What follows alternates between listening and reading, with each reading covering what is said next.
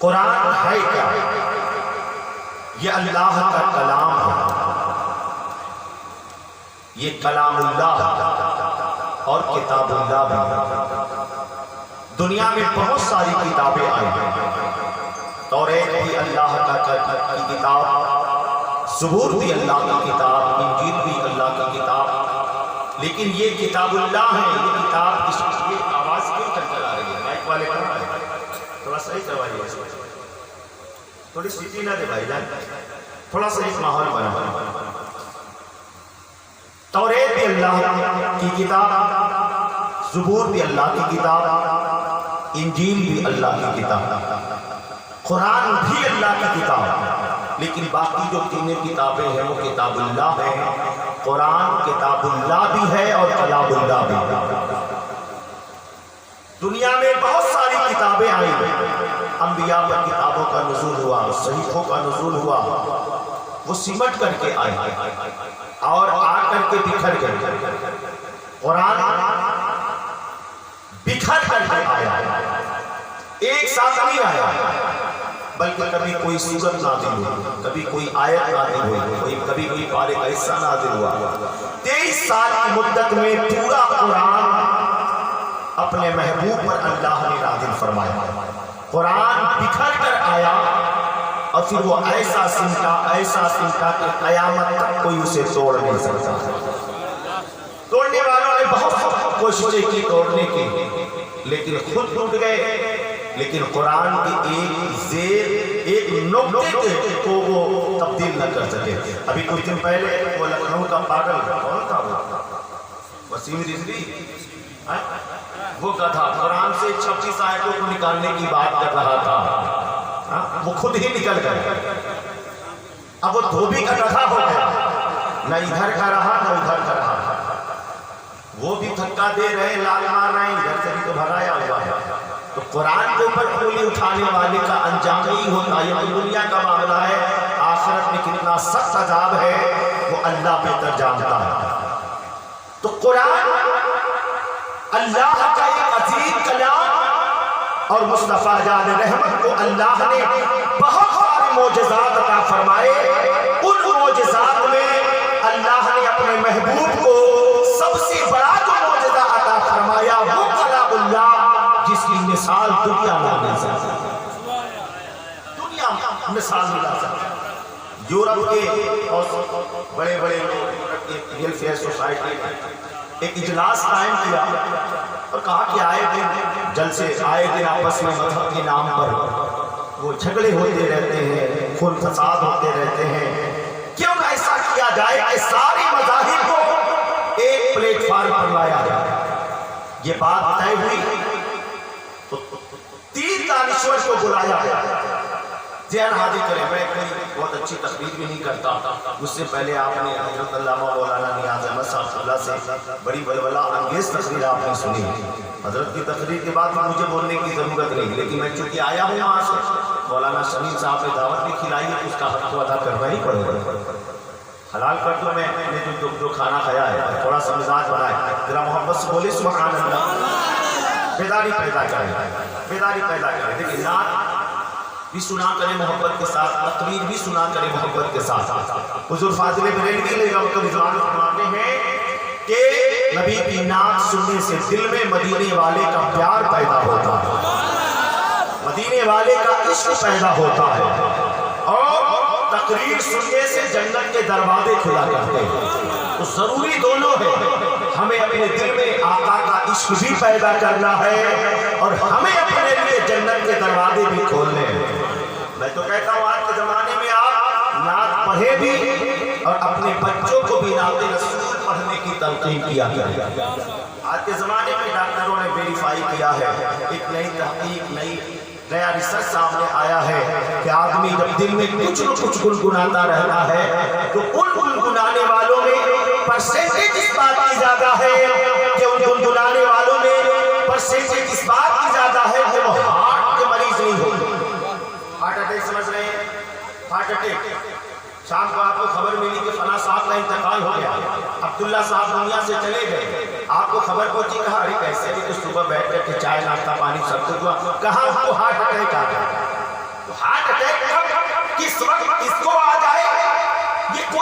नहीं है। तो मेडिकल साइंस ने वेरीफाई किया।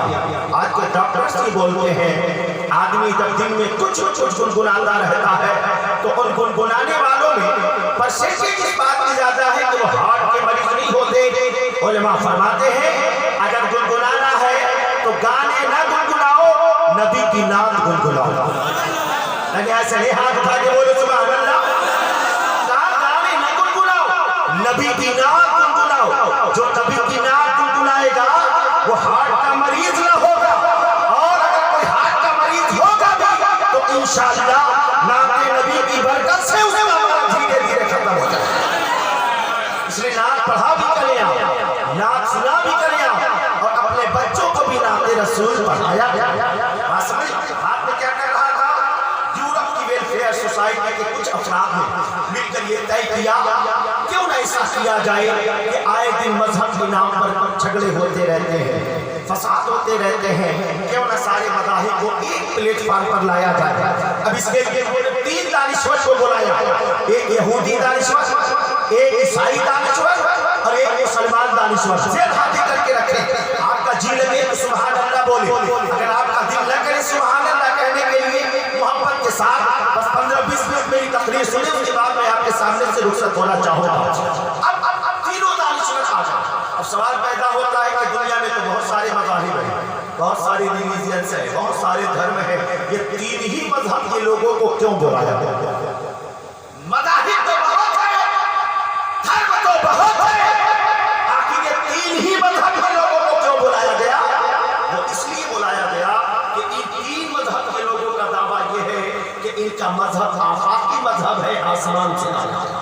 ईसाई का दावा ये है हमारा मजहब आफाकी मजहब है, आसमान से आया है। यहूदी का भी यही दावा है, मुसलमान का भी यही दावा है। ये तीनों दानिश्वर आ गए। जब तीनों दानिश्वर आए तो हजरत जज बन गए, तीनों सामने बैठे।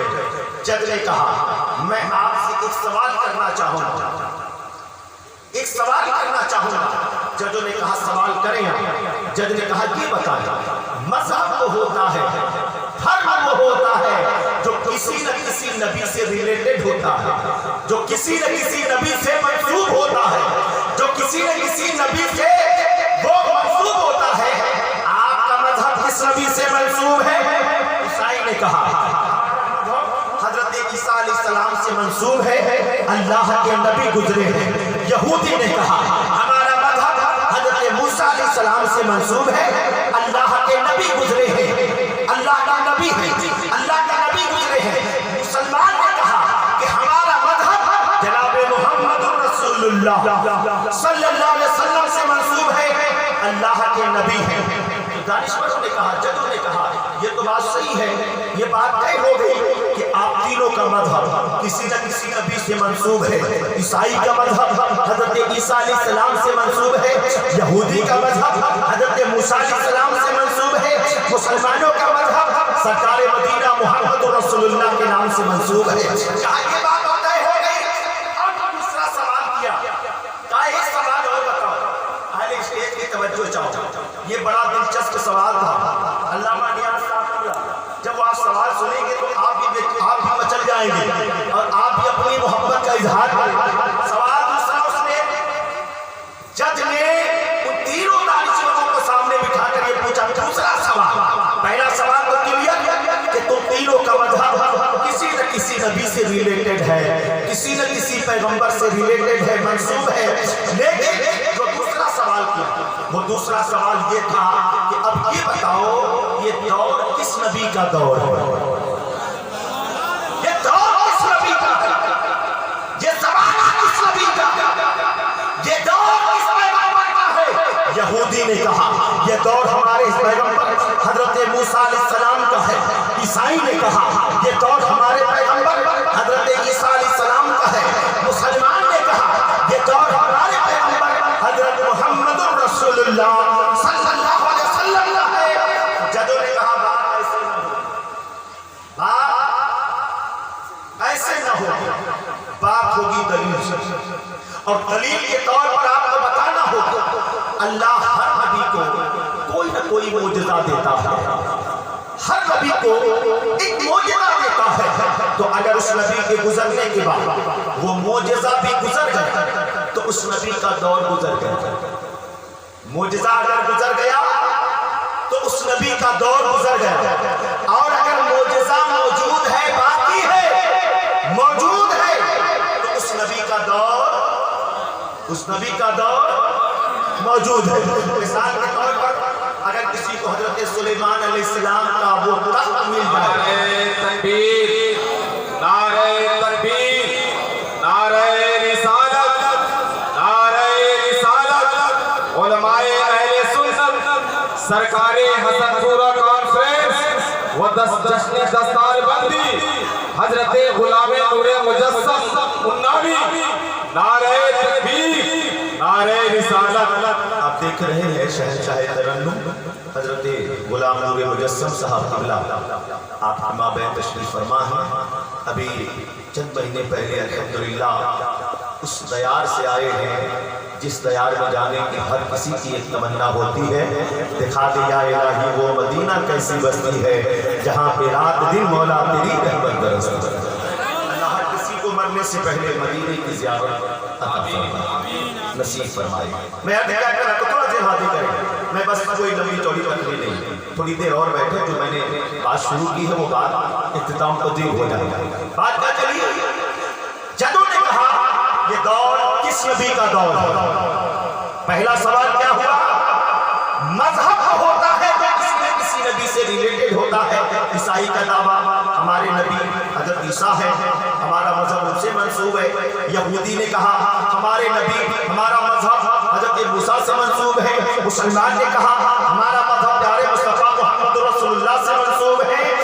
اب تو دوسرا سوال کیا، کہا یہ بتاؤ، یہ بات کلیئر ہوگی، تم تینوں کا مذہب کسی نہ کسی نبی سے منسوب ہے، لیکن یہ بتاؤ یہ دور کس نبی کا دور ہے؟ یہ زمانہ کس نبی کا زمانہ ہے؟ یہ دور کس نبی کا دور ہے؟ تو یہودی نے کہا یہ دور ہمارے پیغمبر حضرت موسیٰ کا دور ہے۔ عیسائی نے کہا یہ دور ہمارے پیغمبر حضرت عیسیٰ کا دور ہے۔ مسلمان نے کہا یہ دور ہمارے پیغمبر حضرت محمد رسول اللہ کا دور ہے۔ کہ سنو بات ایسے نہ ہوگی، بات ہوگی دلیل سے، اور دلیل کے طور پر آپ کو بتانا ہوگا اللہ ہر نبی کو ایک معجزہ دیتا ہے۔ اگر اس نبی کے گزرنے کے بعد وہ معجزہ بھی گزر گیا تو اس نبی کا دور گزر گیا، اور اگر معجزہ باقی ہے، معجزہ موجود ہے، تو اس نبی کا دور موجود ہے۔ مثال کے طور پر اگر کسی کو حضرت سلیمان علیہ السلام کا تخت مل جائے جس پر وہ ہوا میں پرواز کیا کرتے تھے، اگر وہ تخت مل جائے تو ہم اور آپ اسے ہوا کے دوش پر تو لے نہیں جا سکتے۔ اگر سلیمان علیہ السلام کی انگوٹھی کسی کو مل جائے تو اسے پہن کر چوپایوں، درندوں، پرندوں اور جانوروں سے ہم باتیں تو کر نہیں سکتے، یہ انہیں تک محسوس ہے۔ اگر کسی کو حضرت موسیٰ علیہ السلام کا وہ عصا مل جائے تو ہم اسے کوئی معجزہ تو دکھا نہیں سکتے۔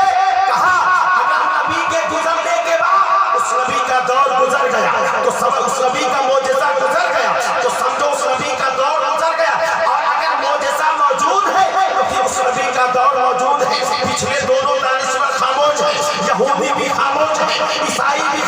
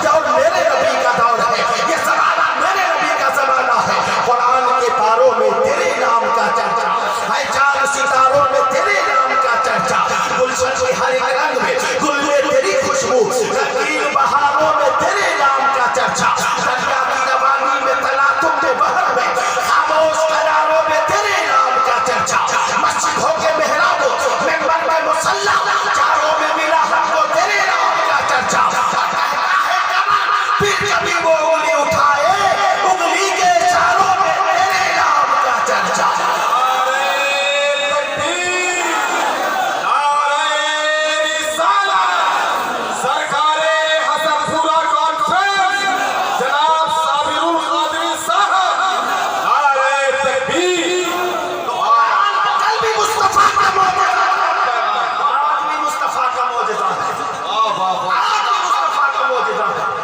आओ, मैंने जो आयत करीमा तिलावत की, नज़्ज़लना अलैकल किताब तिबयानन लिकुल्लि शै। अल्लाह ने फरमाया हमने हर शय की वजाहत, मैंने महबूब आपके ऊपर जो किताब नाज़िल फरमाई इसमें हर शय को वजाहत के साथ बयान कर दिया, हर चीज का जिक्र, वला रतबी वला याबिस इल्ला फी किताबिन मुबीन। कोई खुश्क ऐसा नहीं, कोई तर ऐसा नहीं जिसका जिक्र कुरान मजीद में जाओ, कुरान मजीद में जाओ, यानी हर चीज का जिक्र कुरान में है। कुछ लोग कहने लगे ये बताओ आप कहते हो कुरान में हर चीज का जिक्र है, मैंने कहा मैं नहीं कहता, ये मेरा रब कहता है। कहा कुरान में हर चीज का जिक्र है, कुरान खोल करके दिखाओ, ये सरकारी हसन कॉन्फ्रेंस कुरान में कहा है, कुरान खोल करके दिखाओ, जुलूस मुहम्मदी निकालते हो ये कुरान में कहा है, क्या रहमी मनाते हो ये कुरान में कहा है, खाजा की छठी मनाते हो ये कुरान में कहा है, यहाँ वहाँ जलसे करते हो ये कुरान में कहा है। हमने कहा नादान कुरान में है और कुरान का ही हर एक के लिए लगी है, ये सिर्फ मदीने वाले मुस्तफा के लिए है। मुस्तफा जानते हैं, आका जानते हैं कुरान में क्या है और कहा है, और मुस्तफा की अता से कोई जानता है, कोई जानता है। हज़रत अली के बारे में आप क्या कहोगे, जिस अली को प्यारे मुस्तफा ने बाबुल इल्म कहा है। कुछ नादान कहते हैं नबी को इस चीज का इल्म नहीं है, नबी को उस चीज का इल्म नहीं है, नबी को उस चीज का इल्म नहीं। अल्लाह ने क्या फरमाया, हमने हर चीज का जिक्र कुरान में कर दिया, कोई खुश्क ऐसा नहीं, कोई कर ऐसा नहीं जिसका जिक्र हमने कुरान में न किया हो। पता ये चला सारी कायनात का जिक्र अल्लाह ने कुरान में कर दिया, और उस कुरान के ताल्लुक से रब ने फरमाया अर्रहमान अल्लमल कुरान, रहमान वो है जिसने अपने महबूब को कुरान सिखा दिया। पता ये चला जब कुरान को सिखा दिया तो कुछ सिखाया या छोड़ दिया ऐसा तो नहीं होगा, पूरा कुरान को मुस्तफा को, पूरा कुरान को अल्लाह ने अपने महबूब को सिखा दिया। पता ये चला कुरान में जिन चीजों का इल्म है और जिन चीजों की बात छोड़ पूरी कायनात का इल्म अल्लाह ने कुरान में रखा है, और पूरी कायनात का इल्म अल्लाह ने अपने महबूब को अता फरमा दिया है। अब कोई कहे मुस्तफा को ये नहीं मालूम, मुस्तफा को वो नहीं मालूम, मुस्तफा को ये नहीं मालूम, तो वो मुस्तफा के इल्म गैब पर उंगली नहीं उठा रहे हैं, वो अल्लाह के फरमान पर उंगली उठा रहे हैं, अल्लाह के कलाम पर उंगली उठा रहे हैं।